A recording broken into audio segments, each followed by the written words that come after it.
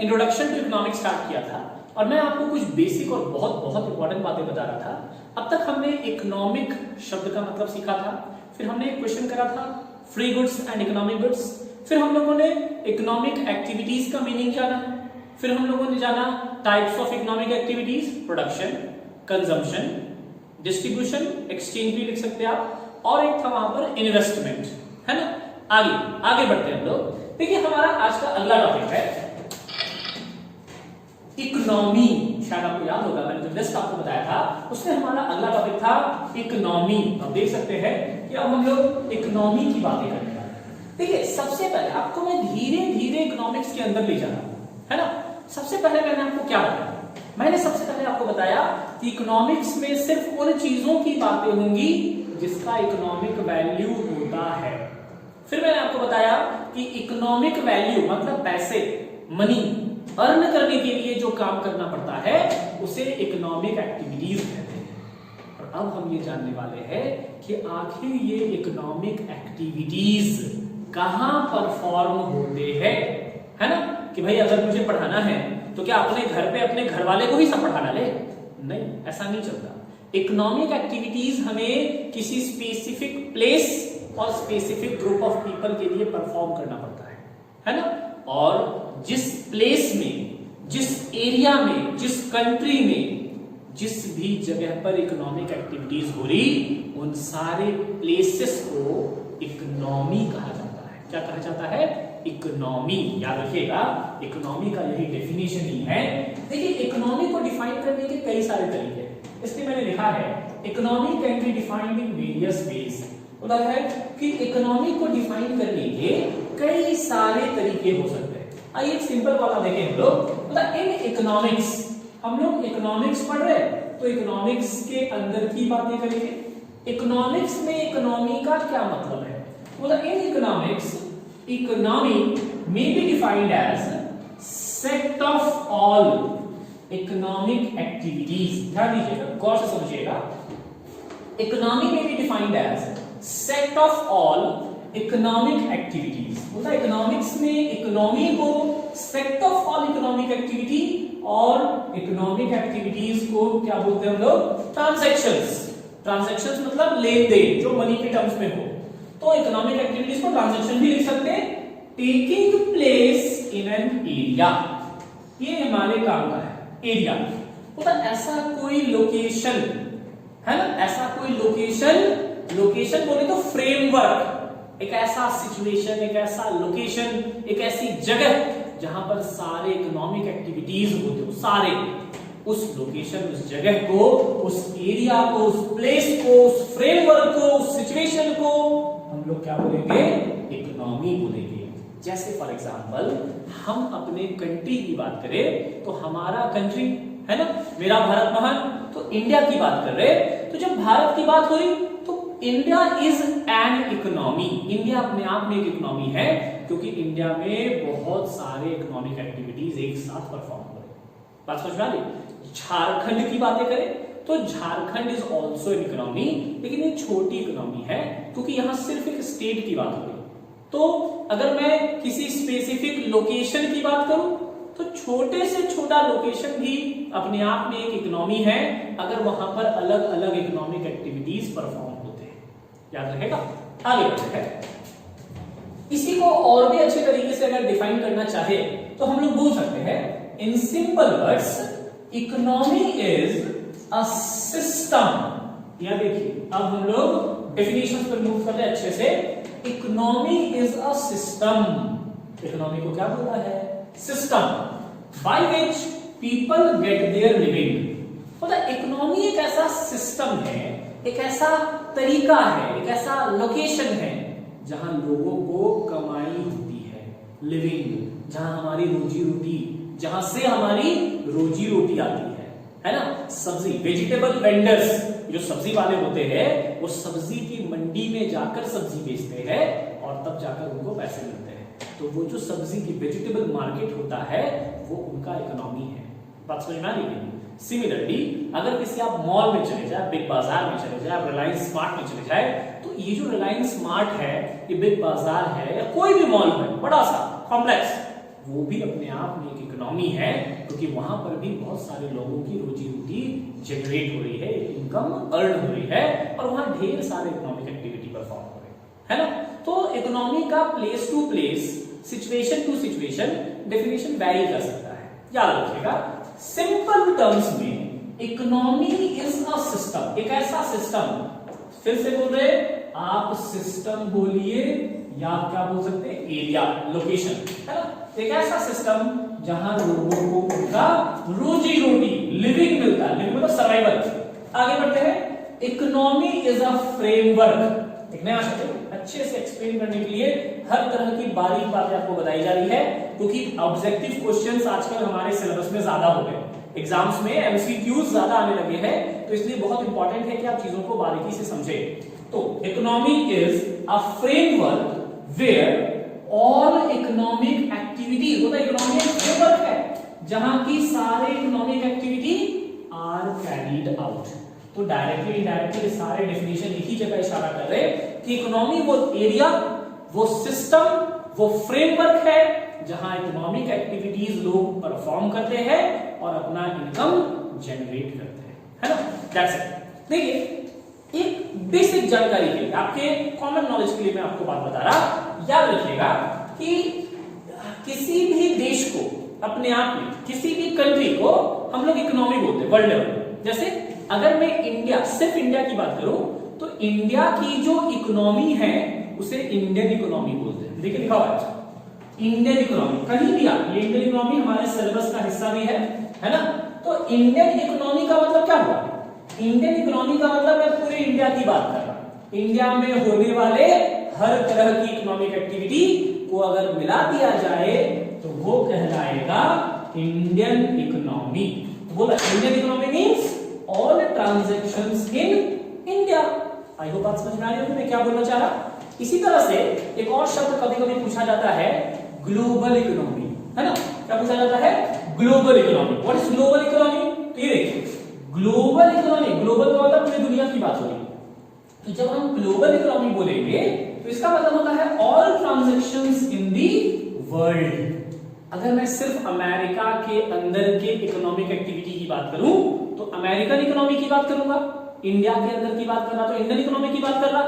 लेकिन जब मैं पूरी दुनिया की एक बार में बात करूंगा कि पूरी दुनिया में ये कितने और कितने वैल्यू के इकोनॉमिक एक्टिविटीज हो रहे, तो वो कहलाएगा ग्लोबल इकोनॉमी। कौन सा इकोनॉमी, ग्लोबल इकोनॉमी। याद रखिएगा बहुत। अब हम लोग बातें करेंगे इसी टॉपिक को आगे बढ़ाने की। अभी मैंने आपको इकोनॉमी बता दिया, मीनिंग बता दिया, और यही बता दिया कि हमारे देश की इकोनॉमी को इंडियन इकोनॉमी बोलते हैं, पूरी दुनिया भर की इकोनॉमी को ग्लोबल इकोनॉमी बोलते हैं। अब हम लोग पढ़ेंगे टाइप्स ऑफ इकोनॉमीज। देखिएगा थोड़ा सर ये इकोनॉमीज क्यों बोल रहे सर, अभी तो आपने इकोनॉमी बोला था। तो भैया मैंने जब इकोनॉमी बोला तो मैं कितने इकोनॉमी की बात कर रहा था, एक। जब मैं इकोनॉमीज बोल रहा तो मैं एक से ज्यादा, क्योंकि दुनिया भर में तो ढेर सारी इकोनॉमी है ना, हर देश अपने आप में एक इकोनॉमी है। तो इकोनॉमीज इकोनॉमी का ही प्लूरल सेंस है, इससे कंफ्यूज मत होइएगा, दोनों एक ही चीज है। Economy singular sense, economies plural sense, है ना। इकोनॉमीज को ही क्या कहा जाता है, इकोनॉमिक सिस्टम। ये हमने डेफिनेशन में बताया था कि इकोनॉमी इज अ सिस्टम। तो फिर से इकोनॉमी को इकोनॉमिक सिस्टम भी बोलते हैं। याद रखिएगा हम लोग बातें करें टाइप्स ऑफ इकोनॉमीज की, दुनिया भर में कितने तरह के, कितने अलग अलग तरह के इकोनॉमिक सिस्टम्स होते हैं, यानी कैसे कैसे सिस्टम्स अवेलेबल है ना। ध्यान से देखिएगा पूरी दुनिया में 3 इकोनॉमिक सिस्टम पाए जाते हैं। दुनिया के जितने भी देश है, हर देश में 3 तरह के इकोनॉमिक सिस्टम्स मिलेंगे, है ना। जैसे इंडिया का जो इकोनॉमिक सिस्टम है वो अलग है, चाइना की इकोनॉमिक सिस्टम अलग, अमेरिका की अलग, हर देश का अपना अपना सिस्टम है ना। आज के डेट में तो सबका लगभग कॉमन हो चुका है, उस पर हम बाद में चर्चा करेंगे। फिलहाल आप ऐसा समझ लो कि दुनिया में जितनी भी कंट्रीज है, सबके हर एक देश के अंदर इकोनॉमिक एक्टिविटीज के अपने टर्म्स एंड कंडीशंस हैं।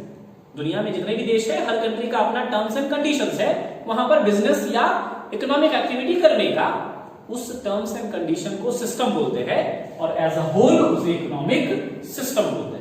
हम लोग ये जानने वाले हैं कि आखिर दुनिया में कैसे कैसे सिस्टम होते हैं, यानी कैसे कैसे देश में कैसा कैसा इकोनॉमिक सिस्टम है। याद रखिएगा पूरी दुनिया में कुल मिलाकर कितने इकोनॉमिक सिस्टम होते हैं? 3। वेरी वेरी इंपॉर्टेंट, बहुत इंपॉर्टेंट टॉपिक बताने वाला हूं, ये बहुत काम की चीज है आपकी। तो याद रखिएगा इकोनॉमिक सिस्टम्स कितने होते हैं? 3। सर कौन कौन से होते हैं? इसमें सबसे पहला नाम आता है मार्केट इकोनॉमी। याद रखिएगा इकोनॉमिक सिस्टम में सबसे पहला नाम कौन सा आता है? Market economy. प्यार से लोग इसे कैपिटलिस्ट इकोनॉमी भी बोलते हैं, है ना? इसके कई सारे नाम हैं। मार्केट इकोनॉमी, कैपिटलिस्ट इकोनॉमी, कुछ देशों में इसे प्राइवेट इकोनॉमी कहा जाता है। क्या कहा जाता है?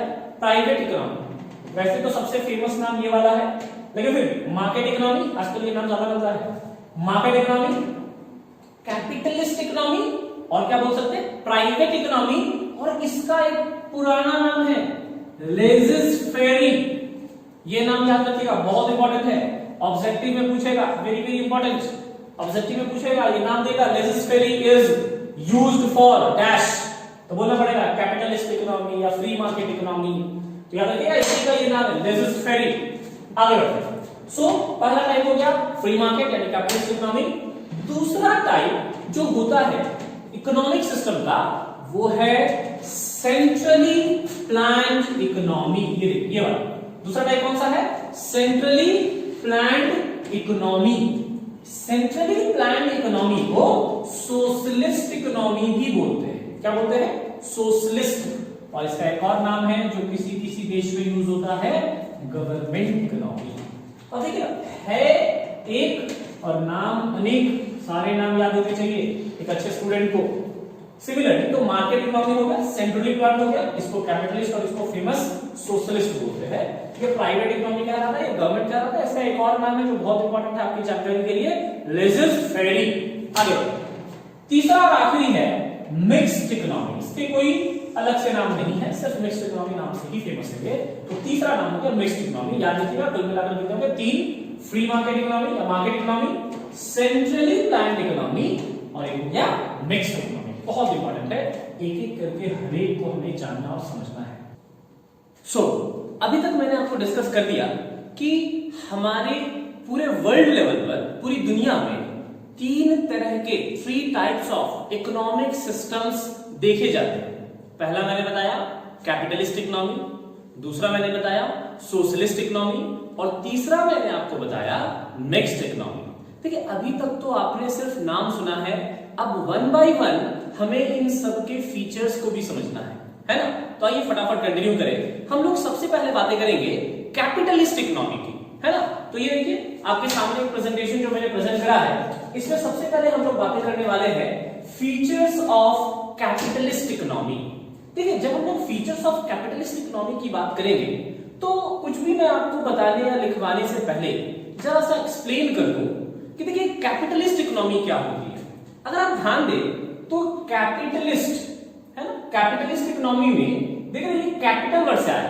कैपिटल हिंदी में कैपिटल का मतलब होता है पूंजी, और इसीलिए इस इकोनॉमी को पूंजीवादी इकोनॉमी भी कहते हैं, है ना? Whatever. So what is capitalist economy? देखिए कई सारे देश में एक ऐसा सिस्टम है इकोनॉमिक एक्टिविटीज को रन करने के जहां पर प्राइवेट सेक्टर को पूरी तरह से फ्रीडम दी गई है। मैं क्या बोल रहा हूं? कई सारे देशों में प्राइवेट सेक्टर को पूरी तरह से फ्रीडम दी गई है कि भाई आपको जिस कमोडिटी का प्रोडक्शन करना है, जिस टाइप का मैन्युफैक्चरिंग करना है, आपको जैसा बिजनेस करना है, जिस इंडस्ट्री में आप एंटर करना चाहते हैं आप कर सकते हैं, है ना? आप पेट्रोल का बिजनेस करना चाहते हैं आप कर सकते हैं, है ना? आप हाउस होल्ड गुड्स का बिजनेस करना चाहते हैं आप कर सकते हैं, आप टेलीकम्युनिकेशन का बिजनेस करना चाहते हैं आप कर सकते हैं, आप किसी भी फील्ड में एंटर कर सकते हैं। मतलब आपको ध्यान देना है कि इकोनॉमिक सिस्टम में हमें यह ध्यान देना है कि इकोनॉमिक एक्टिविटीज पे कंट्रोल किसका है, किसको ये परमिशन है कि वो सारे इकोनॉमिक एक्टिविटीज कर सकते हैं। फिर से बोल रहा, इकोनॉमिक सिस्टम पूरी तरह से इस बात पर डिपेंड करता है कि किसे ये पावर है, किसे ये परमिशन है कि इकोनॉमिक एक्टिविटीज को रन कर सकते हैं। Economic activities production, consumption, exchange, distribution, investment वगैरह वगैरह। तो कैपिटलिस्ट इकोनॉमी में इकोनॉमिक एक्टिविटीज को प्राइवेट सेक्टर के हाथों छोड़ दिया गया। कहा गया कि प्राइवेट सेक्टर के लोग अपनी मर्जी से वो अपना धंधा चुन सकते हैं, उन्हें जो मर्जी बिजनेस कर सकते, वो फैक्ट्री खरीद सकते, वो मशीनें खरीद सकते, वो कैपिटल गुड्स खरीद सकते, वो अपनी मर्जी से प्रॉपर्टीज भी खरीद सकते। अब ध्यान दीजिएगा, प्रॉपर्टी का मतलब यहां पर रहने के लिए मकान या फर्नीचर नहीं है। प्रॉपर्टी का मतलब यहां पर है बिजनेस या इंडस्ट्री के एसेट्स। मैं रिसोर्सेस की बात कर रहा कि भाई अगर हमें कोई धंधा करना है तो उसमें किस किस संपत्ति की जरूरत पड़ेगी। तो कैपिटलिस्ट इकोनॉमी में मैं क्या बोल रहा, private sector, point number 1, private sector are free. Private sector को फ्री कर दिया गया कि भैया आपको जो बिजनेस करना है कर लो, कोई दिक्कत नहीं हमें। बस सर कौन फ्री कर रहा है? गवर्नमेंट, सरकार फ्री कर रही है, क्योंकि किसी भी देश का कंट्रोल पूरी तरह से किसके ऊपर, किसके हाथ में होता है? गवर्नमेंट के हाथ में। किसी भी देश के सरकार के हाथ में उस देश का कंट्रोल होता है। तो कैपिटलिस्ट इकोनॉमी में गवर्नमेंट किसी भी तरह से इंटरवेन, मतलब पाबंदी नहीं लगाती, वो बोलती है जाओ भैया जिसको जो धंधा करना है कर लो, है ना। दूसरी बात, पहली बात प्राइवेट सेक्टर को फ्री कर दिया गया। दूसरी बात, प्राइवेट सेक्टर अपने प्रोडक्शन, अपने बिजनेस, अपने इकोनॉमिक एक्टिविटी को रन करने के लिए प्रॉपर्टी खरीद सकते हैं, एसेट्स खरीद सकते हैं, कोई दिक्कत नहीं है इसमें। तीसरी बात, गवर्नमेंट किसी तरह से कंट्रोल नहीं करती। हाँ, कंट्रोल नहीं करती लेकिन गवर्नमेंट टैक्स चार्ज करती है ताकि सरकारी काम भी हो सके। चौथी बात, प्राइवेट, देखिए आप खुद सोचो कि जब प्राइवेट सेक्टर को हमें या आपको बिजनेस करने का परमिशन मिल जाए कि जाओ भैया जो धंधा करना है कर लो अच्छे से, तो ऑब्वियस है कि हमारा उद्देश्य क्या होगा, हमारा ऑब्जेक्टिव क्या होगा। क्या मुकेश अंबानी सोशल सर्विस करने के लिए बिजनेस कर रहे हैं? क्या रतन टाटा सोशल सर्विस कर रहे हैं? क्या अजीम प्रेमजी भाई सोशल सर्विस कर रहे हैं? क्या हम या आप सोशल सर्विस कर रहे हैं? मार्केट में दिखने वाला एक भी बंदा सोशल सर्विस करने के लिए दुकान नहीं खोला है, उसने किस लिए खोला है? प्रॉफिट अर्न करने के लिए। तो कैपिटलिस्ट इकोनॉमी में जो मेन एलिमेंट होता है वो प्रॉफिट होता है, क्योंकि प्राइवेट सेक्टर है तो प्रॉफिट का ही सोचिए, है ना। देखिए कैपिटलिस्ट इकोनॉमी में एक बुराई है, बुराई ये है कि क्योंकि बिजनेसमैन को छोड़ दिया गया कि भैया आप धंधा करो, बिजनेस करो, प्रोडक्शन करो, इंडस्ट्री खोलो, फैक्ट्री लो, है ना, एसेट्स खरीदो, मशीनें खरीदो।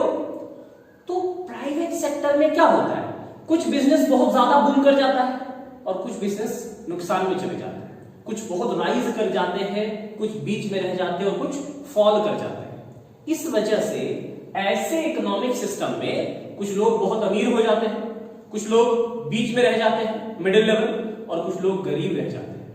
इसका मतलब इनकम और वेल्थ, है ना, आमदनी और संपत्ति बराबर डिस्ट्रीब्यूट नहीं हो सकती।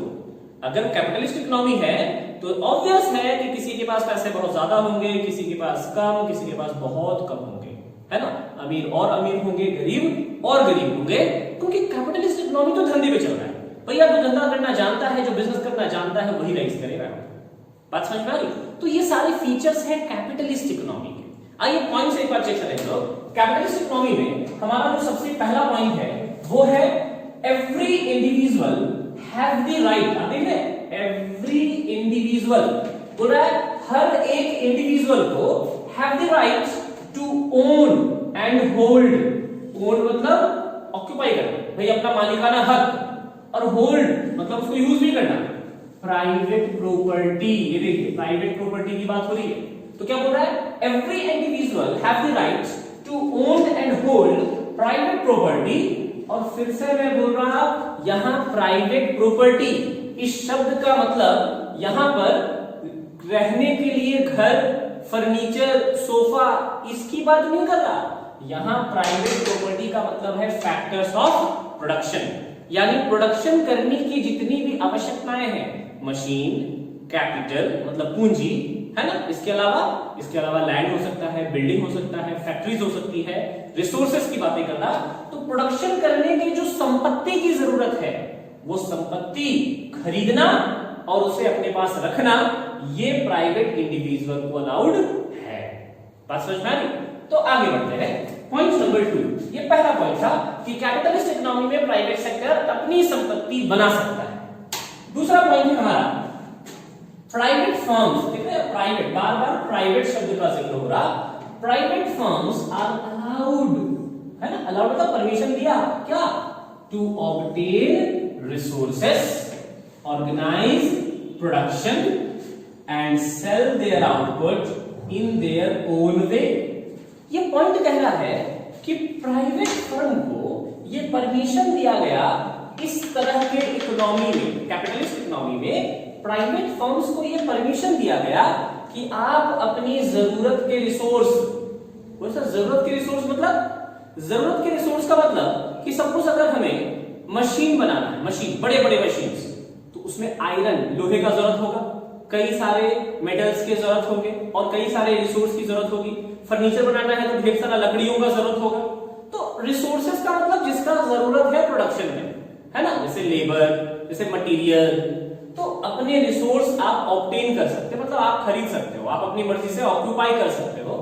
ऑर्गेनाइज प्रोडक्शन, ऑर्गेनाइज प्रोडक्शन का मतलब होता है कि आप अपने तरीके से प्रोडक्शन को ऑर्गेनाइज कर सकते हैं, मतलब आप अपने तरीके से प्रोडक्शन कर सकते हैं। आपकी जैसी मर्जी, जिस स्टाइल में चाहिए आप उस तरह से प्रोडक्शन करिए, आप जो टेक्नोलॉजी यूज करना चाहते हैं आप कर सकते हैं। और एक यहां पर sell their output in their own way, कहने का मतलब कि आपने प्रोडक्शन करके, आपने बिजनेस इंडस्ट्री कैरी करके जो भी बनाया आप उसे अपने तरीके से बेच भी सकते हो, है ना। तो आप रिसोर्सेज भी ऑक्यूपाई कर सकते, जो चाहिए वो आप अरेंज कर लीजिए, आप अपनी मर्जी से प्रोडक्शन भी करिए और आप अपनी मर्जी से अपनी चीजों को बेच भी सकते हैं। मतलब कहने का बार बार यही है कि धंधा करना, बिजनेस करना, इंडस्ट्री खोलना प्राइवेट फर्म्स को फ्री कर दिया गया, है ना। आगे बढ़ते, तीसरा, हमारा तीसरा पॉइंट है यहां पर, price is determined by demand and supply. ध्यान दीजिएगा, बहुत इंपॉर्टेंट पॉइंट है, ऑब्जेक्टिव में पूछा जाता है। Price is determined by demand and supply forces. इसका मतलब क्या होता है? देखिए, price is determined by demand and supply forces का मतलब, आप सोचो ना, प्राइवेट सेक्टर, सिंपल सी बात है, एकदम सिंपल सी बात, प्राइवेट सेक्टर को फ्री किया गया। अब मान लो कि दो समोसे वाले, सपोज दैट कि दो समोसे वाले ठेला लगाए और दोनों समोसा बेचे। दोनों समोसे वाले हूबहू एक जैसा ही समोसा बनाते हैं, है ना, एकदम उसी टाइप के आलू, उसी टाइप के मसाले, वैसा ही स्टाइल, वैसा ही फ्राइड, सब कुछ लगभग सेम ही, नियर अबाउट सब सेम ही, अपने भाई भाई ही है जो अलग अलग दुकान खोल रखे हैं। लेकिन समोसा वाला नंबर 1, इसने अपना प्राइस रखा है 6 रुपए, 6 रुपीज, है ना, और समोसा वाला नंबर 2, इसने अपना प्राइस रखा है 5 रुपए। ध्यान दीजिएगा, समोसे का डिमांड भरपूर है मार्केट में, इसने 6 रुपए रखा और इसने कितना रखा, 5 रुपए, और दोनों बिल्कुल से वही समोसे, वही चटनी, हरी लाल, सब से। अब बताओ लोग किसके पास जाना पसंद करेंगे? लोग देखेंगे यार, जब सेम चीजें मिल रही हैं और वो 5 में दे रहा है तो क्यों ना हम 5 में ही खरीद लें, 6 में खरीद के अपने आप को बेवकूफ क्यों बनाना। तो हम तो 6 रुपए वाला खरीदेंगे नहीं, हम तो 5 वाला खरीदेंगे। भैया बनिया लोग 5 वाला ही खरीदेगा, तो 5 रुपए वाला हम तो खरीदेंगे। और हम अपने दोस्तों को भी बोलेंगे कि यार देखो, जो 2 ठेले लगते हैं ना, वो दूसरे वाले के पास जाना, दूसरे वाला वही क्वालिटी 5 रुपए में देता है। तो हम तो जाएंगे, अपने दोस्तों को भी ले जाएंगे, पड़ोसियों को भी, फिर अपनी चिल्ला कर व्हाट्सएप, फेसबुक, ट्विटर सब में, इंस्टाग्राम में भी डाल देंगे कि दूसरे ठेले पर ही जाना भैया, 5 रुपए में दे रहा है। धीरे धीरे सारे लोग उसी ठेले पे जाना शुरू कर देंगे। अब क्या होगा, अब पहला ठेला वाला देखेगा भैया अपना तो बिक नहीं रहा, तो मजबूरन उसे भी प्राइस कितना करना पड़ेगा, 5। ठीक है, प्राइस अपने आप क्या हो गया, 5। इसको बोलते हैं मार्केट फोर्सेस, मार्केट का फोर्स। अब ऐसे सोचो कि बाजार में 2 ठेले लगते हैं समोसे, और लॉकडाउन का जमाना है, आपको पता ही है, कोविड-19 की वजह से लॉकडाउन चल रहा है, काफी मुश्किलें हैं। अब सोचो लॉकडाउन का जमाना है, कहीं समोसे का ठेला ही नहीं। एक जगह पता चला कि घर पे कोई समोसा बना रहा है और घर से ही बेच दे रहा है, एक जगह पता चला, और समोसे का भाई क्रेज कि समोसा तो खाना ही। तो किसी तरह हमने अपने आस पड़ोस में ढूंढा कि एक समोसे वाला भैया है जो घर पे समोसा बना के घर से ही बेच डालता है। तो हमने बोला भैया आपने कोई समोसा खिलाओ यार, 10-15 पैक कर दो। बोला ठीक है भाई, पैक कर देते हैं। बोला कितने का? बोला सर एक समोसा 7 रुपए का। हमने बोला अरे ये तो मार हो गया, 5 रुपए का बेचते थे ठेले में चटनी के साथ, और अभी मैं बिना चटनी का ले जा रहा, 7 रुपए ले रहे। बोले क्या करें साहब, डिमांड बहुत ज्यादा है, मतलब लोग बहुत ज्यादा आ रहे हैं लेकिन सप्लाई मार्केट में उसका क्या है, कम। तो जब दुकान में कस्टमर ज्यादा होते हैं और दुकान में चीजें कम होती हैं, तो ऑब्वियसली दुकानदार का भाव क्या होता है, बढ़ जाता है, और भाव बढ़ता है दुकानदार का तो वो चीजों का भाव बढ़ा देता है, प्राइस बढ़ जाती है। इसको बोलते हैं डिमांड एंड सप्लाई फोर्स। तो प्राइवेट सेक्टर यानी कैपिटलिस्ट इकोनॉमी में जो प्राइस होता है वो डिमांड और सप्लाई पे अगर चीजों का डिमांड ज्यादा है मतलब कस्टमर ज्यादा है और सप्लाई कम मतलब कमोडिटी अवेलेबल है ना, अभी दुकान में चीजें कम है, तो फिर दुकानदार प्राइस अपने आप बढ़ा देगा, भाव बढ़ जाएगा, ब्लैक हो जाएगा, चीजें ब्लैक होती है। आपको पता होगा ब्लैक मतलब काला नहीं करते, ब्लैक मतलब महंगा बेचना है ना। और अगर दुकान में चीजें ज्यादा है और सप्लाई क्या है, सॉरी चीजें ज्यादा है और डिमांड क्या है, कम, मतलब मान लीजिए किसी दुकान में ढेर सारे सब्जियां रखी हुई है और कस्टमर आ ही नहीं रहे, तो बेचारा सब्जी वाला मजबूरन 5 रुपए 10 रुपए किलो बेच देगा। लेकिन अगर वही सब्जियां कम है और कस्टमर बहुत ज्यादा है तो वो सभी 100 रुपए का बिकने लग जाता है। क्यों? क्योंकि ये सब डिमांड और सप्लाई पर डिपेंड करता है। तो याद रखिएगा कैपिटलिस्ट इकोनॉमी में प्राइस कौन डिटरमाइन करता है, डिमांड एंड सप्लाई फोर्सेस। आगे बढ़ते हैं, हमारा अगला पॉइंट है inequalities in income wealth and economic power. मैंने आपको बताया था कि प्राइवेट सेक्टर में क्या होता है, प्राइवेट सेक्टर में प्राइवेट लोग बिजनेस कर रहे हैं, हम आप और हमारे जैसे कई सारे लोग बिजनेस कर रहे हैं। और जब हम लोग सब बिजनेस करते हैं तो जो बिजनेस जितनी अच्छी से कर पाता है, जो जितना अच्छा कस्टमर सेटिस्फेक्शन दे पाता है, जिसका जितना अच्छा गुडविल और प्रॉफिट होता है, वो बिजनेस बढ़ता जाता है, वो बंदा और अमीर बनता जाता है, वो वेल्थ ऑक्यूपाई करता है, इनकम उसका ज्यादा होता है। लेकिन अगर कोई बंदा उतना अच्छा बिजनेस नहीं कर पाया है ना, उसे बिजनेस के उतने अच्छे आइडियाज नहीं थे, वो फेल हो गया, तो फिर उसका बिजनेस फॉल करेगा, उसका इनकम भी कम हो जाएगा, वो गरीब हो जाएगा। तो यहाँ पर इनकम और वेल्थ बराबर डिस्ट्रीब्यूट नहीं है। यहाँ पर अगर दो लोग हैं तो दोनों बराबर कमाएं ये जरूरी नहीं है। आप देखेंगे इसके भी कई सारे लाइव एग्जाम्पल्स आप देखेंगे, कई बार जब आप कई सारे जगह पर आ जाते, सपोज अगर हम लोग कहीं पर चाट खाने जा रहे हैं, चाट आपने सुना ही होगा ना, नहीं, या मोमोज की बात करें, ज्यादा आजकल फैशन चला है, चलिए मोमोज की बातें करें, सुनने में भी अच्छा लग रहा है, आइए मोमोज खिलाते हैं आपको। तो मान लीजिए मोमोज की बात है, आप देखेंगे कहीं पर भी अगर खूब सारे मोमोज दिख रहे हैं और आप देखेंगे कहीं पर अगर एक ठेला लगता है और मान लीजिए एक ठेला मोमोज का लगा और वो काफी साल से बेच रहा है, 2-4 साल हो गए और बढ़िया क्वालिटी, खूब भीड़ होता है उसके पास, तो आप देखिए 2-4 ठेले और लग जाते हैं उसको देखकर, है ना।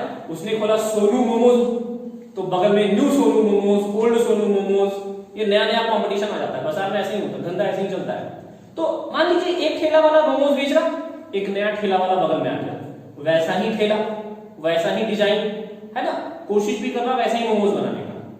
लेकिन आप फिर भी देखिएगा जब 2-4 जगह ठेले लगते हैं तो ज्यादातर केसेस में आप देखिएगा, मैंने पर्सनली देखा है कि किसी एक स्टॉल में भीड़ ज्यादा होती है और बाकी स्टॉल में भीड़ क्या होती है, कम, है ना। एक स्टॉल में भीड़ ज्यादा क्यों है, क्योंकि अच्छी क्वालिटी, पुराना गुडविल, काफी सालों से बिजनेस कर रहा है, तो लोग पहचानते हैं कि भैया उसी के पास जाना खाने के लिए। तो इससे क्या होता है, इससे इनकम और वेल्थ अनइवन डिस्ट्रीब्यूट हो जाता है, किसी की आमदनी बहुत ज्यादा, किसी की आमदनी कम, तो कोई अमीर कोई गरीब। तो वेल्थ और इनकम, संपत्ति और आमदनी ऐसे इकोनॉमिक सिस्टम में बराबर नहीं होती। ये पॉइंट वही कहना चाह रहा, inequalities in income wealth and economic power, है ना। आगे बढ़ते हैं, यहां पर हमारा अगला पॉइंट है नो डायरेक्ट गवर्नमेंट इंटरवेंशन।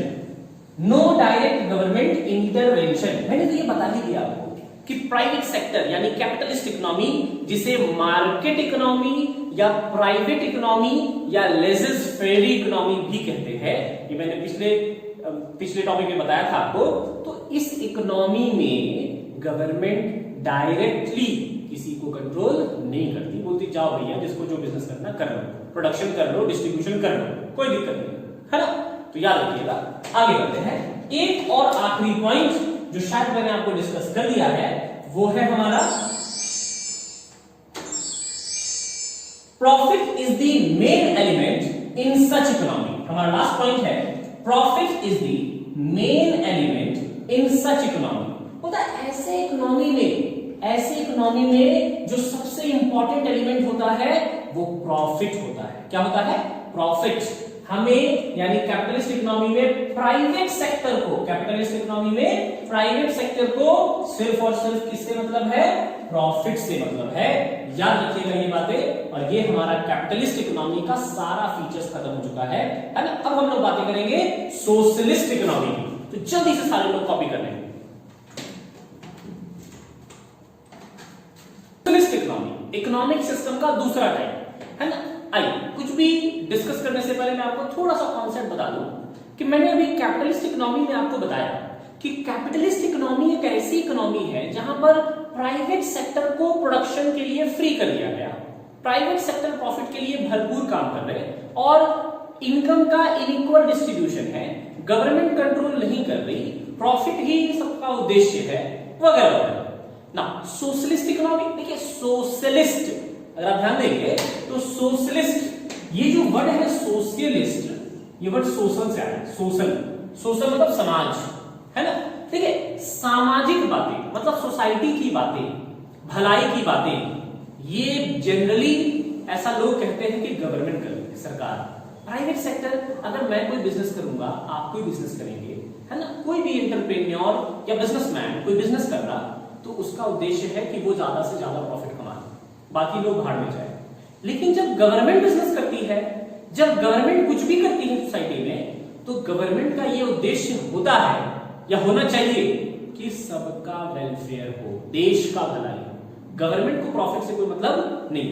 हालांकि ये बात और है कि आजकल ज्यादा सरकारों को अपने ही मुनाफे से मतलब है, बट उसकी बातें नहीं कर रहे, वो रियलिस्टिक बातें हैं, ये थ्योरेटिकल बातें हैं, है ना। इकोनॉमिक्स के अकॉर्डिंग गवर्नमेंट सेक्टर एक ऐसा सेक्टर है जो वेलफेयर के लिए काम करता है, समाज से, मतलब पूरे देश को ग्रो करने के लिए, इकोनॉमिक ग्रोथ है।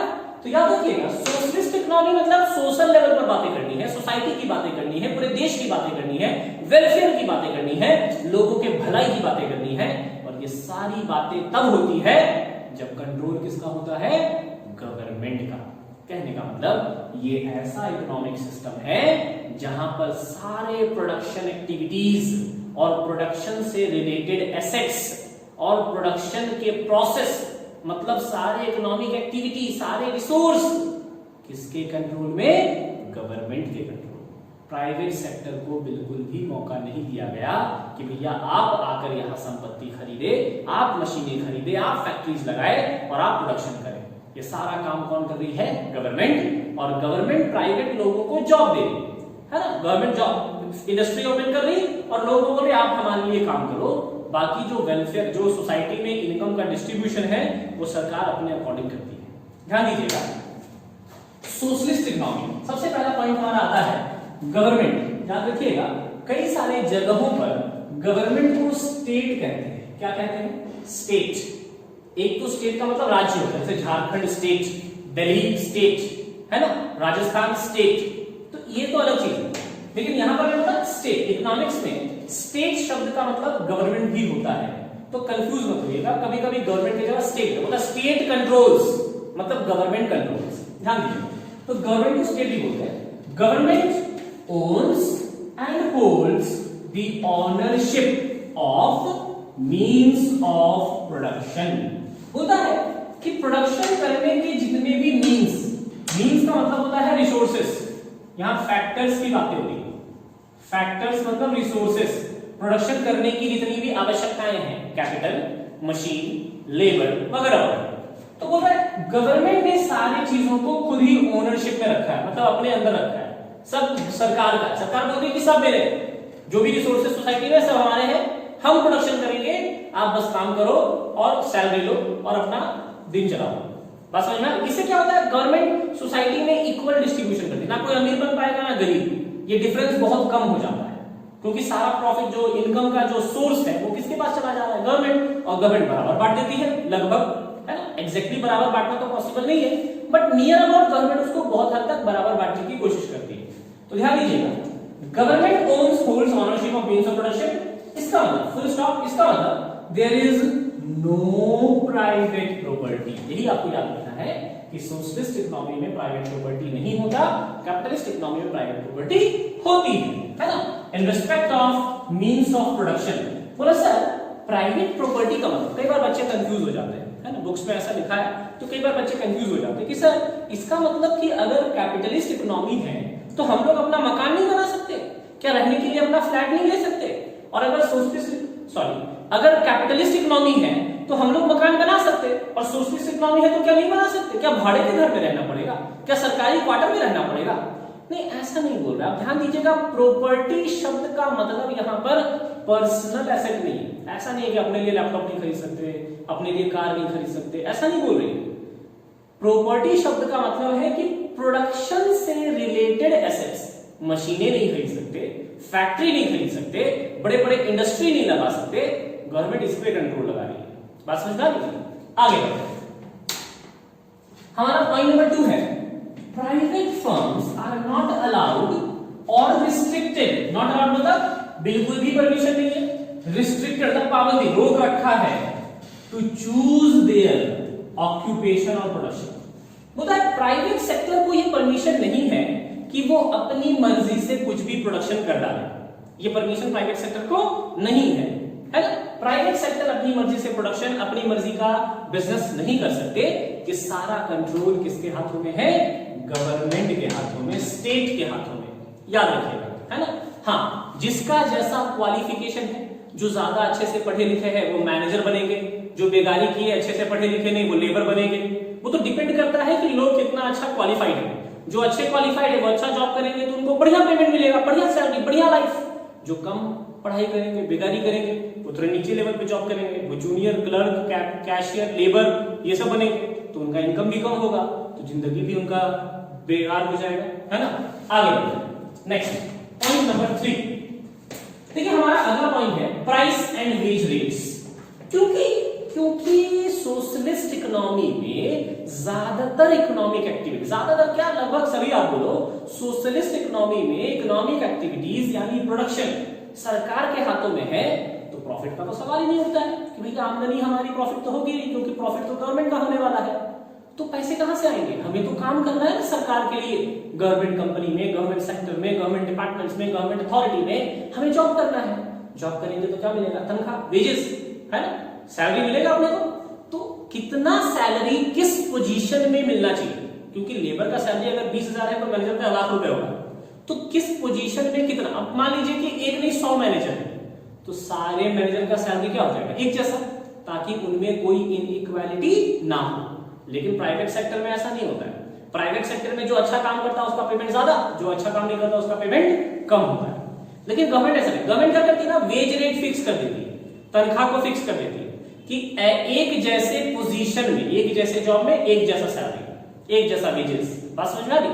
प्राइस भी सरकार फिक्स कर देती है, मोल भाव नहीं, गवर्नमेंट ने फिक्स किया। जैसे रेलवे के एग्जांपल आप ले लीजिए, रेलवे में जितने भी लोग काम करते हैं अपने अपने पोजीशन के अकॉर्डिंग उनका पेमेंट सेम रहता है ना।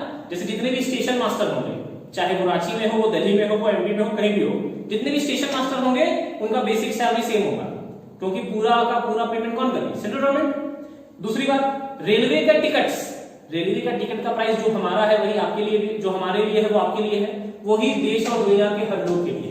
मतलब प्राइस भी सेम और काम करने वाले लोगों का तनख्वाह भी सेम। और इसको फिक्स कौन कर रही है? गवर्नमेंट, ताकि गवर्नमेंट इक्वल कर सके, है ना।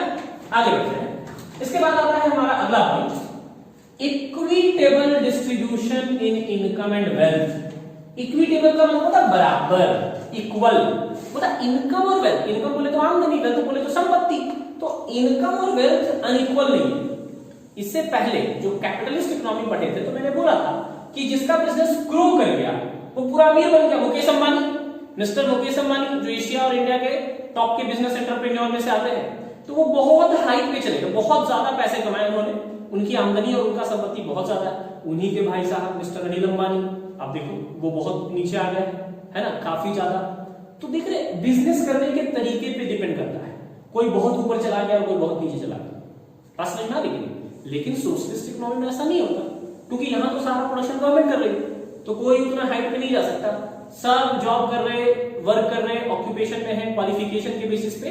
हाँ, पोजीशन टू पोजीशन कि भैया सर सरकार कंट्रोल कर रही है तो लेबर और मैनेजर का सैलरी एक क्यों नहीं कर देती? कि भैया एक कर देगी तो सब तो बेगारी करने लगेगा, सब बोलेगा यार पढ़ने लिखने से क्या फायदा, लेबर बनो, तनख्वाह तो नहीं मिलने वाला है। तो गवर्नमेंट पोजीशन के हिसाब से सबका सैलरी एक जैसा रखती है, मैनेजर का एक जैसा, लेबर का एक जैसा, इस टाइप से, है। तो इनकम और वेल्थ का डिस्ट्रीब्यूशन क्या है? इक्वल, बराबर। इसलिए बोलते हैं equitable distribution of income and wealth depending on nature and requirement of work. लेकिन ये भी तो डिपेंड करेगा ना कि सामने वाला बंदा चौकीदार है या सामने वाला बंदा मैनेजर है, ये इस बात पे भी डिपेंड करेगा कि भाई पोजीशन क्या है। आगे हमारा अगला पॉइंट आता है डायरेक्ट गवर्नमेंट इंटरवेंशन। इंटरवेंशन का मतलब होता है कि भाई सरकार का रोक टोक लगा है, पाबंदी लगी हुई है, सरकार कंट्रोल करके रखा है ना। मैंने पहले ही बोला था कि कैपिटलिस्ट इकोनॉमी में गवर्नमेंट का इंटरवेंशन नहीं है, लेकिन सोशलिस्ट इकोनॉमी में पूरी तरह से इंटरवेंशन किसका है? गवर्नमेंट का। सरकार ही चीजों को कंट्रोल करती है ना। सेंट्रल प्लानिंग अथॉरिटी का मतलब गवर्नमेंट की अपनी प्लानिंग अथॉरिटी होती है, सरकारी प्लान्स जो बनते हैं, जो बजट्स बनते हैं, है ना। तो सेंट्रल प्लानिंग अथॉरिटी यानी गवर्नमेंट आपस में एक टीम बनाती है जिसमें वेल क्वालिफाइड और एक्सपीरियंस लोग होते हैं, ऑफिसर, फाइनेंशियल एडवाइजर, इंजीनियर्स, है ना, मेडिकल एडवाइजर्स, हर तरह के, हर डिपार्टमेंट के वो लोग मिलकर, है ना, गवर्नमेंट के नेता लोग भी होते सब, तो वो लोग मिलकर एक प्लानिंग बनाते हैं कि देश में growth, economic growth and development कैसे लाया जाए, किस सेक्टर में काम करने की जरूरत है। आप देखेंगे 5 ईयर प्लान्स बनते हैं इंडिया में, है ना, आपको पता होगा शायद। तो ये 5 ईयर प्लान्स इसी सेंट्रल प्लानिंग अथॉरिटी के अकॉर्डिंग बनता है कि अगले 5 साल किस फील्ड में कहां कैसे काम करना है ना। ये डिपेंड करता है कि हमारे देश में किस फील्ड में ज्यादा काम करने की जरूरत है। तो ये सारा वर्क किसका है? गवर्नमेंट का। वही लिखा है हमने, government direct intervention, central planning authority formulates यानी बनाती है ओवरऑल प्लान, सारा प्लान बनाती है फॉर द एंटायर इकोनॉमी, और सिर्फ अपने लिए नहीं बनाती, पूरे देश के लिए बनाती। इकोनॉमी मतलब पूरा देश। तो याद रखिएगा, सोशलिस्ट इकोनॉमी में पूरे देश के लिए एक प्लान बनता है। कैपिटलिस्ट इकोनॉमी में अलग अलग प्रोड्यूसर अपना अपना अलग अलग प्लान बनाते हैं, है ना। जैसे बहुत सारे बैंक है देश में, एसबीआई, आईसीआईसीआई, तो आईसीआईसीआई बैंक के काम करने का तरीका अलग है और एसबीआई के काम करने का तरीका अलग, उनका प्लान अलग, इनका प्लान अलग। लेकिन अगर पूरे देश में सिर्फ सरकार का एक ही बैंक होता, मान लीजिए सिर्फ एसबीआई होता और कोई बैंक नहीं होता और पूरा गवर्नमेंट उसको कंट्रोल कर रहा होता, तब तो सबका प्लान एक हो जाता, वन प्लान फॉर एवरीवन। तो वो बातें हो रही है ना। कैपिटलिस्ट में अलग अलग प्रोड्यूसर है तो अलग अलग प्लान, लेकिन यहां तो एक लौता प्रोड्यूसर गवर्नमेंट है, तो इसीलिए सेंट्रल प्लान, पूरे देश के लिए एक प्लान। आगे बढ़ते, इसके बाद हमारा आखिरी पॉइंट आता है, ये social welfare and economic stability are the main elements. कह रहा है ये पॉइंट कि सोशलिस्ट इकोनॉमी में प्रॉफिट मेन एलिमेंट नहीं है।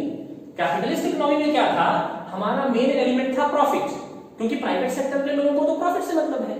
लेकिन सोशलिस्ट इकोनॉमी में क्योंकि गवर्नमेंट का कंट्रोल है, तो इसलिए यहां जो मेन फैक्टर है, जो मेन एलिमेंट है, वो है सोशल वेलफेयर। गवर्नमेंट को सोसाइटी के वेलफेयर के लिए ही काम करना है, क्योंकि लोगों का पैसा, लोगों का रिसोर्स गवर्नमेंट यूज कर रही लोगों के बिहाफ में, है ना।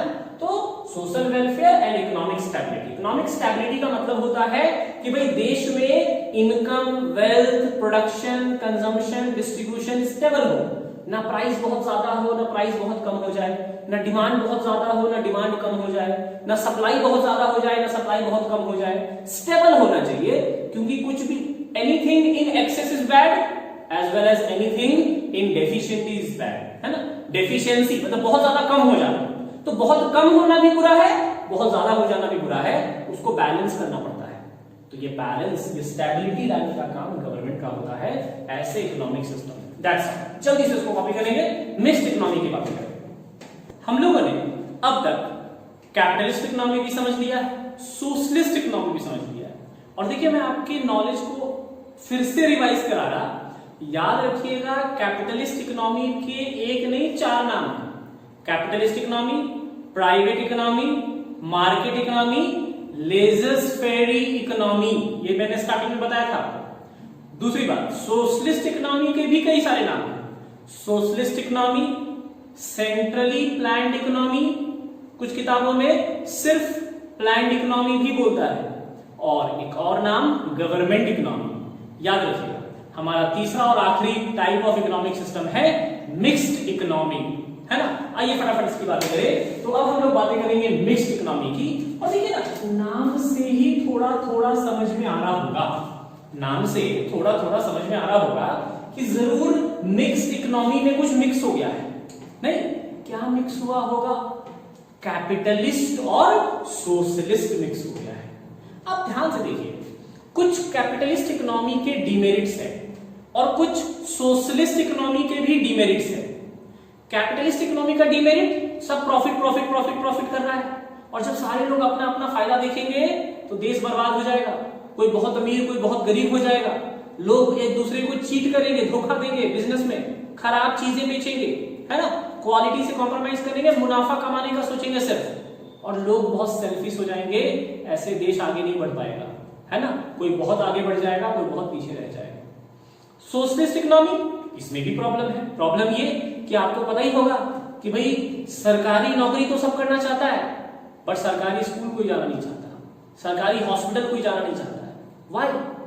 क्योंकि लोगों को पता है कि गवर्नमेंट का जो मैनेजमेंट है वो बहुत बढ़िया नहीं हो पाता है, क्योंकि एक गवर्नमेंट हजारों लाखों लोगों को जॉब तो दे रही है, लेकिन वो सारे लोग अच्छे से काम करें इसका कोई गारंटी नहीं है। मैनेजमेंट में बहुत सारी परेशानियां हैं।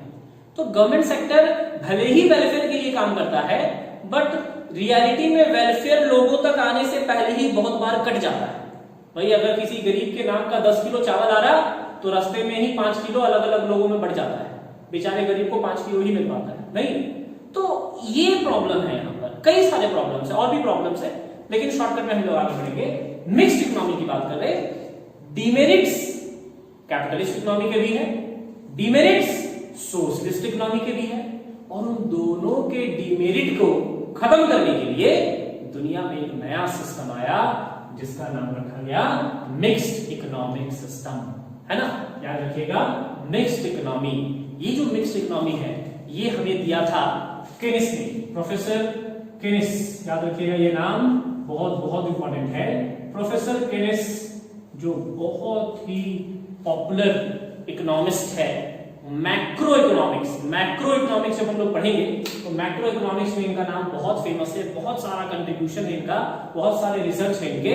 प्रोफेसर केनिस जो कि ब्रिटेन से बिलोंग करते थे, है ना, यूनाइटेड किंगडम, तो वहां से बिलोंग करते थे। इन्होंने मिक्स्ड इकोनॉमी का कॉन्सेप्ट पूरी दुनिया को दिया। कब?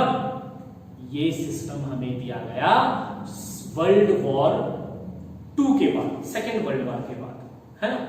सेकेंड वर्ल्ड वॉर के बाद देखा गया कि दुनिया में ढेर सारे लोग, ढेर सारे कंट्रीज पूरे डिस्ट्रॉय हो चुके, बर्बाद हो चुके। ब्रिटेन जैसी कंट्री, यूनाइटेड किंगडम जो उस समय का मतलब टॉप कंट्री था, जो पूरे दुनिया में राज कर चुका था, वो भी बहुत हद तक डिस्ट्रॉय हो चुका है, क्योंकि वॉर किसी के लिए भी अच्छी नहीं हो सकती, लड़ाई किसी के लिए भी अच्छी नहीं होती, न जीतने वाले के लिए न हारने वाले के लिए, दोनों का नुकसान ही नुकसान है। तो जब पूरी दुनिया का इकोनॉमिक सिस्टम बर्बाद हो चुका था, टूट चुका था, लोगों का कवर टूट चुका था, तो उस जमाने में कुछ देश में कैपिटलिस्ट इकोनॉमी हुआ करते थे और कुछ देशों में सोशलिस्ट इकोनॉमी होते थे। जैसे फॉर एग्जांपल आप अमेरिका की बात करें तो अमेरिका ने शुरुआती दौरों में कैपिटलिस्ट इकोनॉमी फॉलो किया, यूनाइटेड किंगडम ने भी कैपिटलिस्ट इकोनॉमी फॉलो किया, चाइना सोशलिस्ट इकोनॉमी फॉलो करता था, है ना। तो अलग अलग देश अलग अलग सिस्टम फॉलो करते थे। तो लेकिन बाद में केनिस ने कहा कि अब जो स्थिति है हमारी दुनिया की, इस स्थिति में ना ही कैपिटलिस्ट इकोनॉमी हमें फिर से रेज कर पाएगा, ना सोशलिस्ट इकोनॉमी, ना अकेले प्राइवेट सेक्टर कुछ अच्छा कर पाएंगे, है ना अकेले गवर्नमेंट कर पाएगी। अब जरूरत है लोगों को सरकार के साथ मिलकर काम करने की, या सरकार को लोगों के साथ मिलकर काम करने की, इन दोनों इकोनॉमिक सिस्टम को मिलाने की। और तब दुनिया में एक नया सिस्टम डेवलप हुआ जिसका नाम था mixed economy. Mixed economy as per professor Keynes, याद रखिएगा। आइए इसकी बातें करें। सबसे पहली सिंपल सी बात है कि मिक्स्ड इकोनॉमी में इट इज अ कॉम्बिनेशन मतलब मिलावट, है ना, दो चीजें मिलाई गई। It is a combination of both capitalism and socialism. इसमें कैपिटलिज्म मतलब कैपिटलिस्ट इकोनॉमी और सोशलिज्म मतलब सोशलिस्ट इकोनॉमी, दोनों के फीचर्स हैं। तो थोड़ा सा कैपिटलिज्म है, थोड़ा सोशलिज्म है। कैपिटलिज्म मतलब कुछ इंडस्ट्रीज, कुछ सेक्टर्स प्राइवेट सेक्टर को छोड़ दिया गया, लाओ भैया जाओ जो धंधा करना करो, और कुछ सेक्टर को सरकार ने अपने कंट्रोल में ले लिया है कि ना इस सेक्टर में हाथ ना लगाओ। जैसे इंडिया की बात करें आप, रेलवे पूरी तरह से गवर्नमेंट के कंट्रोल में है, तो रेलवे हो गया सोशलिज्म। लेकिन आप देखिए टेलीकम्युनिकेशन, है ना, जियो, इसके अलावा आइडिया, वोडाफोन, एयरटेल, ये सब क्या है? कैपिटलिज्म, क्योंकि प्राइवेट सेक्टर को छोड़ दिया गया। वैसे तो सरकार भी बीएसएनएल चला रही है, लेकिन प्राइवेट सेक्टर को पावर है कि वो अपना बिजनेस कर सकती है इस सेक्टर में। तो कुछ इंडस्ट्रीज प्राइवेट सेक्टर के लिए, कुछ इंडस्ट्रीज गवर्नमेंट के लिए, दोनों मिलकर काम कर रही। लोग प्रॉफिट के लिए भी काम कर रहे हैं। जब लोग प्रॉफिट के लिए काम करते हैं तो मैनेजमेंट बहुत अच्छा हो जाता है ना। आज के डेट में क्या हुआ, आज के डेट में कई सारे सेक्टर को आप देखिए गवर्नमेंट ने कैपिटलाइज कर दिया। लोग बोलते हैं कि सरकार कैपिटलाइज कर रही, बेच रही है। देखिए सरकार पूरा इंडस्ट्री नहीं बेच देती है, सरकार उस इंडस्ट्री का हिस्सा बेचती है। क्यों? क्योंकि जब पूरा कंट्रोल गवर्नमेंट के हाथ में होता है तो मैनेज ही नहीं हो पाता है। गवर्नमेंट ऑफिसर का बहुत ज्यादा ताव हो जाता है ना। उनको लगता है हम ही लोग तो बाबा है यहाँ पे, और मैनेजमेंट ढीला हो जाता है। तो अगर उसको थोड़ा प्राइवेटाइज कर दिया जाए तो जैसे ही प्राइवेट सेक्टर के लोग उसमें हिस्सा लगाएंगे, पैसे लगाएंगे, तो भैया उनको तो प्रॉफिट चाहिए, तो वो बढ़िया से मैनेज करेंगे, है ना। Metro is an example in India. India में आप देखिए मेट्रो दूसरा एग्जांपल है। दिल्ली में अलग अलग सिटीज में मेट्रो थोड़ा गवर्नमेंट के कंट्रोल में, मतलब कुछ हिस्सा गवर्नमेंट का और कुछ हिस्सा प्राइवेट सेक्टर का। तो जब गवर्नमेंट का हिस्सा होता है उसमें, वो गवर्नमेंट अपना हिस्सा इसलिए रखी है ताकि उससे कमाए हुए पैसे से गवर्नमेंट वेलफेयर कर सके, है ना। जो लोग का इनकम बहुत ज्यादा नहीं है उसका हेल्प कर सके। और प्राइवेट सेक्टर को हिस्सा इसलिए दी ताकि वो उसको अच्छे से मैनेज करके ज्यादा से ज्यादा प्रॉफिट कमाने का सोचे।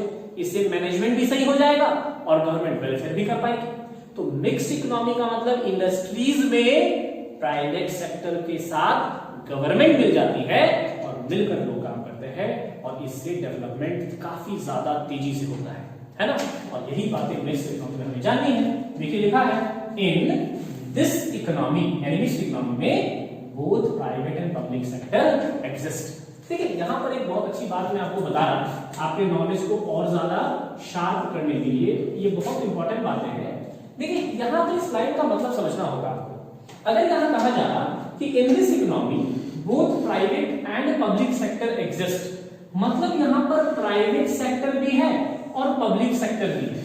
बोला सर इसका मतलब ये हुआ कि मिक्स्ड इकोनॉमी में दो नहीं तीन तरह के इंडस्ट्रीज होते हैं, तीन तरह के प्रोडक्शन करने वाले लोग।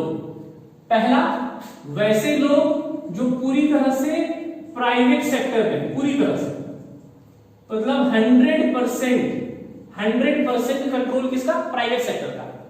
बस मतलब ऐसा प्रोडक्शन जहां 100% कंट्रोल किसका है? प्राइवेट सेक्टर का। जैसे for example Reliance industries limited, RIL, ये जो मुकेश अंबानी साहब का इंडस्ट्री है रिलायंस इंडस्ट्रीज लिमिटेड, ये 100% प्राइवेट सेक्टर है, क्योंकि उसमें सरकार का कोई शेयर नहीं, सरकारी हिस्से नहीं है उसमें, है ना। सिमिलरली दूसरे नंबर पे बात करें, एक होता है public sector. Public sector 100% public sector. 100% public sector का मतलब पूरी तरह से सरकार का हिस्सा है, कोई प्राइवेट सेक्टर नहीं है। जैसे रेलवे, है ना, तो रेलवे का एग्जांपल आ जाता है। रेलवे 100% पब्लिक सेक्टर है, मतलब सरकारी, प्योर सरकारी जिसको बोलते हैं, प्योर गवर्नमेंट सेक्टर।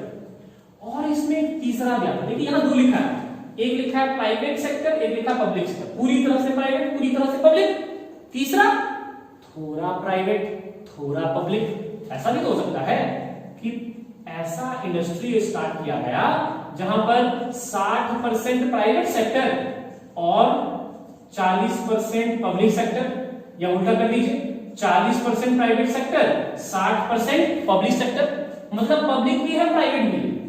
कहने का मतलब कि मिक्स्ड इकोनॉमी में इन तीनों तरह के इंडस्ट्रीज देखे जाते हैं। कुछ ऐसी इंडस्ट्री होती है जो पूरी तरह से प्राइवेट सेक्टर के लिए छोड़ दी गई है, कुछ ऐसे इंडस्ट्री होते हैं जो पूरी तरह से सरकार ने अपने कंट्रोल में रखा है, और कुछ ऐसे इंडस्ट्री होते हैं जहां प्राइवेट सेक्टर के साथ मिलकर गवर्नमेंट काम कर रही है ना। तो याद रखिएगा इसका मतलब यही होता है। Is it clear?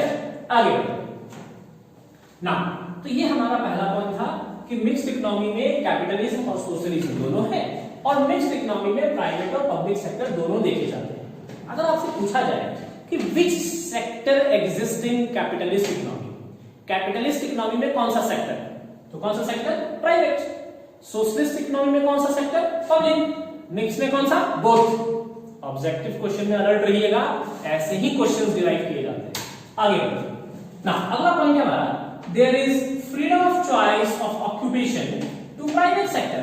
ये देखिए फिर से आ गया, बोलता है कि मिक्स्ड इकोनॉमी में private sector freedom of choice, अपना चुनाव खुद कर सकते हैं। चुनाव बोले तो कि प्राइवेट सेक्टर को ये फ्रीडम दिया गया कि आप चुन लो, चूज कर लो, देख लो कि कौन सा धंधा आपको करना है। अगर हमें मन है चाय का ठेला खोलने का, वो भी खोल सकते हैं, और शोरूम खोलने का, वो भी खोल सकते हैं, कोई इंडस्ट्री फैक्ट्री लगाने का, वो भी कर सकते हैं। प्राइवेट सेक्टर को फ्री किया गया कि जाओ भैया अपनी मर्जी से काम करो, कोई दिक्कत नहीं, हम नहीं रोकेंगे। सोशलिस्ट इकोनॉमी में गवर्नमेंट रोकती है, मिक्स्ड इकोनॉमी में नहीं रोकती।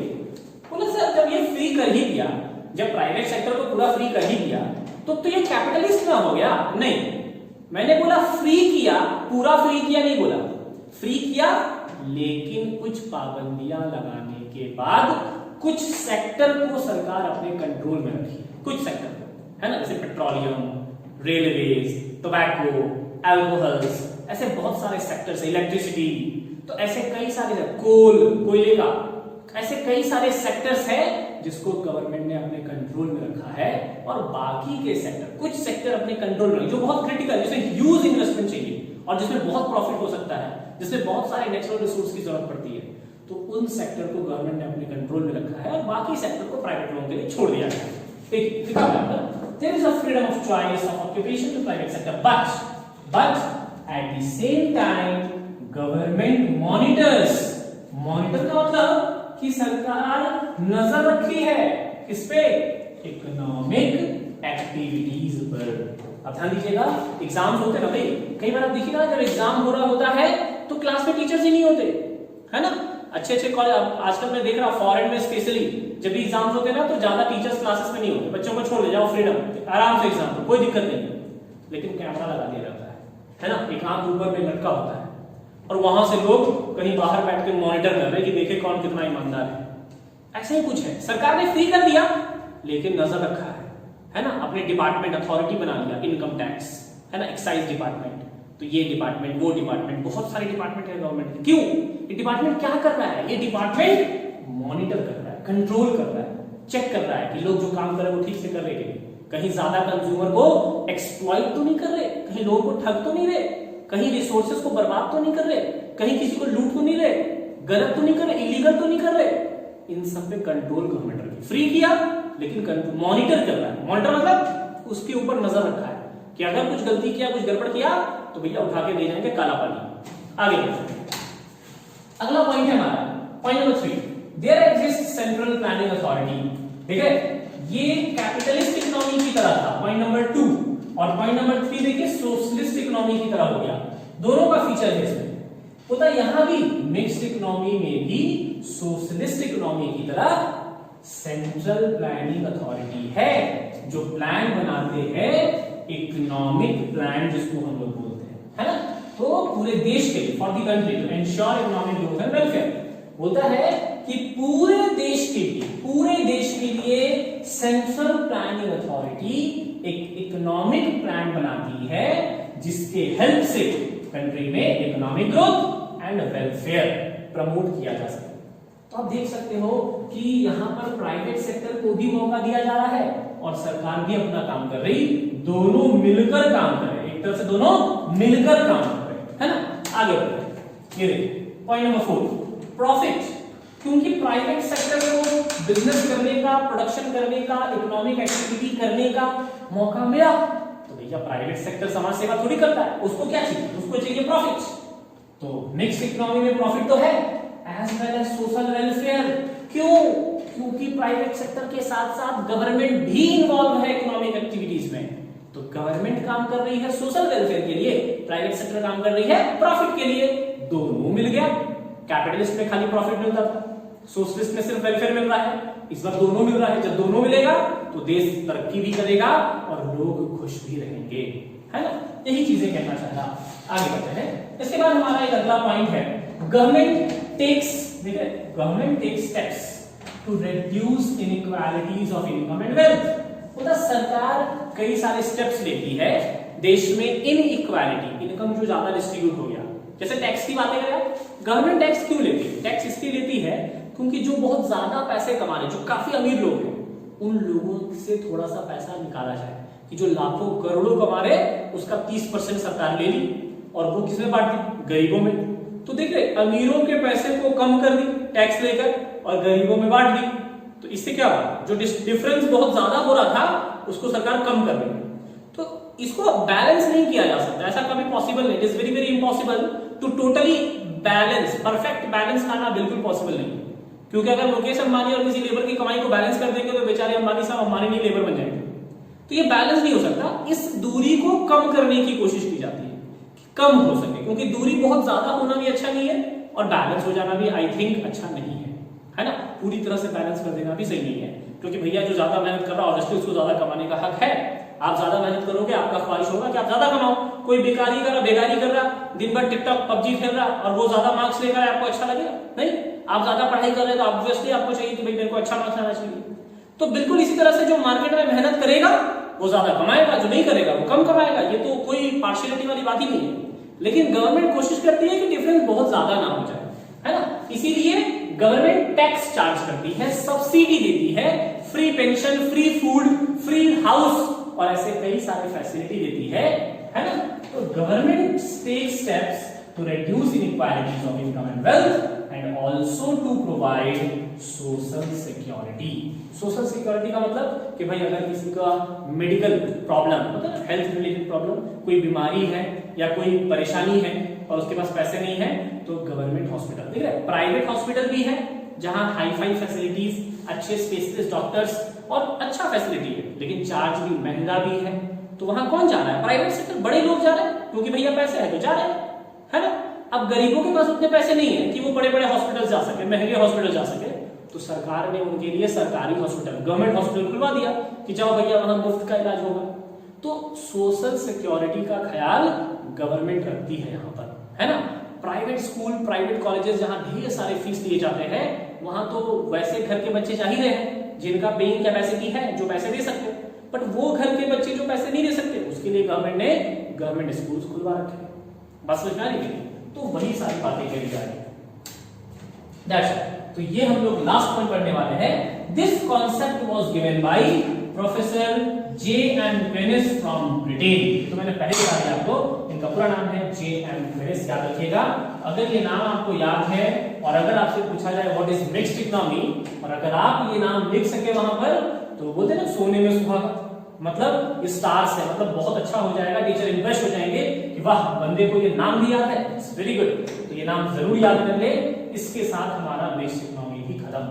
सो अभी तक हम लोगों ने तीनों इकोनॉमिक सिस्टम को अच्छे से डिस्कस कर लिया, सारे फीचर्स देख लिए। आइए अब हम लोग एग्जांपल्स की बातें करें, क्योंकि सिर्फ पढ़ लेना काफी नहीं है, एग्जांपल्स जानना भी बहुत जरूरी है ना। तो आइए फटाफट हम लोग एग्जांपल्स की बातें करेंगे। आप देख सकते हैं सामने लिखा हुआ है एग्जांपल्स ऑफ वेरियस इकोनॉमीज। देखिए याद रखिएगा, मैंने पहले भी बता दिया आपको, types of economy, economic system, या फिर क्या बोलते हैं इकोनॉमीज, एक ही चीज है। इकोनॉमिक सिस्टम को ही इकोनॉमीज भी बोलते हैं या टाइप्स ऑफ इकोनॉमी भी बोलते हैं, है ना। सबसे पहला हमारा जो सबसे पहला था, तो हमारा सबसे पहला पॉइंट था यहाँ पर कैपिटलिस्ट इकोनॉमी। अब हम लोग कैपिटलिस्ट इकोनॉमी के एग्जांपल्स की बातें करेंगे। भाई फटाफट इसके एग्जांपल देख लिए जाए। देखिए कैपिटलिस्ट इकोनॉमी में बहुत सारे देश आते हैं, अमेरिका, यूनाइटेड किंगडम, ये दो सुपर पावर जो मतलब होता है दुनिया भर में काफी फेमस और वर्ल्ड लेवल पर डेवलप्ड इकोनॉमीज में आता है, इनका भी नाम है इसमें। आइए जरा देखिए हम लोग कौन कौन से नाम हैं। तो सबसे पहला नाम है यहाँ पर USA, United states of America, यानी दुनिया भर में अमेरिका एक ऐसी देश है जिसने कैपिटलिस्ट इकोनॉमी को फॉलो किया। दूसरा नाम है सिंगापुर, नाम तो सुना ही होगा सिंगापुर का। तो सिंगापुर की कंट्री है। ऑस्ट्रेलिया, ये भी तो बहुत फेमस नाम है, क्रिकेट की दुनिया में अक्सर सुनते हैं हम लोग। तो Australia is also name. United Arab Emirates, है ना, जिसको यूएई बोलते हैं, ये भी खाड़ी देश। United kingdom, UK, United kingdom जिसमें इंग्लैंड, ब्रिटेन, ये सारे बड़े बड़े देश आ जाते हैं, है ना। तो देख रहे America, Singapore, Australia, United Arab Emirates, United kingdom बोले तो ब्रिटेन, याद रखिएगा यूनाइटेड किंगडम में ब्रिटेन आता है, इंग्लैंड, ये जो लंदन बोलते हैं ना हम लोग, ये सब इसी में आता है, और भी 4-5 देश मिलकर बना है। तो इन सारे देशों में ये सब कई सारे एग्जाम्पल, आपको 2 याद रखना काफी है, फ्री मैंने 4-5 बता दिया आपको। तो इन सारे देशों ने कौन सा सिस्टम फॉलो किया था? कैपिटलिस्ट इकोनॉमी, है ना। याद रखिएगा, अगर पूछा जाए name any 2 countries who followed capitalist economy, USA, United kingdom, United Arab Emirates, Australia, Singapore, ये सब नाम हो गए। अच्छा आगे बढ़िए। नेक्स्ट दूसरा हमारा आता है सोशलिस्ट इकोनॉमी। अब देखेंगे कि सोशलिस्ट इकोनॉमी किसने किसने फॉलो किया, है ना, यानी किसने किसने किस किस देश ने पूरा कंट्रोल अपने गवर्नमेंट के हाथों में सौंपा। ये देखिए सोशलिस्ट इकोनॉमी में सबसे पहला नाम आता है चाइना का।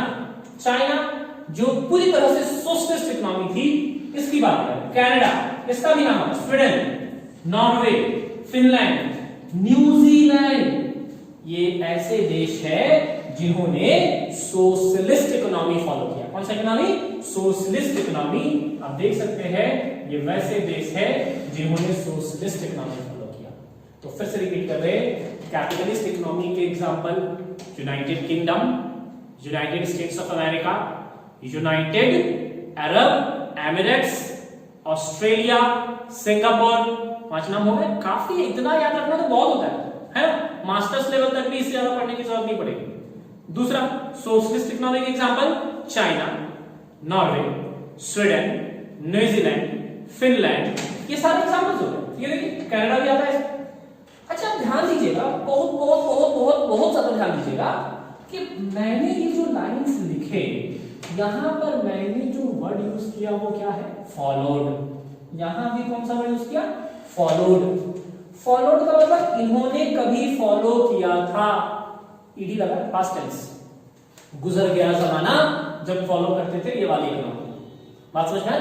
तो फॉलोड शब्द की बात है ना। ध्यान दीजिएगा पुराने समय में वर्ल्ड वॉर 2 से पहले, खासकर वर्ल्ड वॉर 2 से पहले कई सारे देश कैपिटलिस्ट इकोनॉमी थे, कई सारे देश सोशलिस्ट इकोनॉमी थे। लेकिन वर्ल्ड वॉर 2 के बाद जब जे.एम. केनेस ने मिक्स्ड इकोनॉमी का कॉन्सेप्ट दिया, तो यूनाइटेड किंगडम, अमेरिका और कई सारे बड़े बड़े देश, और बड़े बड़े क्या लगभग सारे देश ये देखे कि यार बात तो बिल्कुल सही बोल रहा है, ना ही पूरा कैपिटलिस्ट सही है ना पूरा सोशलिस्ट, हमें तो मिलकर काम करना पड़ेगा, तभी देश का भी भलाई होगा और लोग भी तरक्की करेंगे। और इसीलिए after second world war JM. Keynes के मिक्स्ड इकोनॉमी के कॉन्सेप्ट देने के बाद धीरे धीरे पूरी दुनिया ने नियर अबाउट, है ना, शायद ही 1-2 देश ऐसे होंगे जो नहीं फॉलो किए होंगे, वरना धीरे धीरे पूरी दुनिया ने मिक्स्ड इकोनॉमी का कॉन्सेप्ट यूज कर लिया, है ना। और आज के डेट में ये जो मैंने एग्जांपल दिया है, ये आज का नहीं है, ये पुराने जमाने का। पहले अमेरिका कैपिटलिस्ट इकोनॉमी थी, पहले चाइना सोशलिस्ट इकोनॉमी थी, लेकिन आज के डेट में दुनिया के ज्यादातर देश मिक्स्ड इकोनॉमी की बातें करते हैं, मिक्स्ड इकोनॉमी ही फॉलो करते हैं, है ना। हो सकता है कि कोई प्राइवेट सेक्टर को ज्यादा फ्रीडम दिया है, मतलब 80% प्राइवेट सेक्टर, 20% गवर्नमेंट सेक्टर, या हो सकता है किसी देश ने गवर्नमेंट सेक्टर को ज्यादा पावर दे रखा है, प्राइवेट सेक्टर को कम, मतलब 30% प्राइवेट सेक्टर, 70% गवर्नमेंट सेक्टर। लेकिन हिस्सा दोनों का है, कम हो या ज्यादा हो, प्राइवेट सेक्टर को भी कुछ मिला है और गवर्नमेंट सेक्टर को भी शेयर मिला है। और क्योंकि दोनों को शेयर मिला है तो ये कौन सा इकोनॉमी है? ये मिक्स्ड इकोनॉमी है। और हमारा जो अगला एग्जांपल है वो मिक्स्ड इकोनॉमी का है। ये देखिए मिक्स्ड इकोनॉमी की हम बातें करने वाले, और मिक्स्ड इकोनॉमी का सबसे पहला दुनिया का बेहतरीन example India. India is totally a mixed economy. याद रखिएगा हमारा देश भारत ये मिक्स्ड इकोनॉमी सिस्टम फॉलो करता है ना। इसके अलावा अधिक आपकी जानकारी के लिए मैंने यहाँ पर एक पॉइंट लिख रखा है, आप याद रखिएगा। मैंने अभी अभी आपको बताया है, मैं फिर से आपके लिए रिपीट कर रहा कि पूरी दुनिया में पहले कुछ लोग, कुछ देश कैपिटलिस्ट, कुछ देश सोशलिस्ट फॉलो करते थे, लेकिन आज के डेट में पूरी दुनिया के लगभग सारे देश कौन सा इकोनॉमी फॉलो करते हैं? Mixed economy. वही बातें यहां लिखी हुई हैं, ये देखिए। एट प्रेजेंट, आज के डेट में most of the countries are following this system. This system मतलब मिक्स्ड इकोनॉमी का सिस्टम। आज के देश में ज्यादातर देश मिक्स्ड इकोनॉमी ही फॉलो करते हैं, है ना। विच इंक्लूड्स, कौन से देश? इसमें यूएसए भी आता है। फिर बोले सर आप तो बोले थे कि यूएसए में कैपिटलिस्ट इकोनॉमी है। नहीं, यूएसए में कैपिटलिस्ट इकोनॉमी थी, है नहीं, पहले थी, लेकिन अब सबने क्या अडॉप्ट कर लिया? अब सबने मिक्स्ड इकोनॉमी फॉलो करना शुरू कर दिया है। और सारे देश आज के डेट में मिक्स्ड इकोनॉमी ही फॉलो करते हैं। नियर अबाउट ज्यादातर देशों में, मैक्सिमम कंट्रीज में mixed economy. USA, France, Sweden, United kingdom, Russia, China आज के डेट में सब मिक्स्ड इकोनॉमी ही फॉलो करती है ना। तो घबराना नहीं है, कंफ्यूज नहीं होना है, इसे यहाँ भी नाम है, यहाँ भी नाम, ये पहले थे और आज ऐसा है। सर अगर कैपिटलिस्ट इकोनॉमी का एग्जांपल पूछ लिया और यूएसए लिख दिएगा तो गलत हो जाएगा? नहीं, आप लिखिएगा USA followed capitalist economy, follow करता था कभी, है ना। At present USA is a mixed economy. बात समझ में आई? That's it. ये हम लोग एग्जांपल्स की बातें कर रहे हैं, काफी सारे एग्जांपल मैंने डिस्कस कर दिए हैं, जरूर लिख लेंगे, याद रखेंगे, बहुत बहुत बहुत काम की चीज है।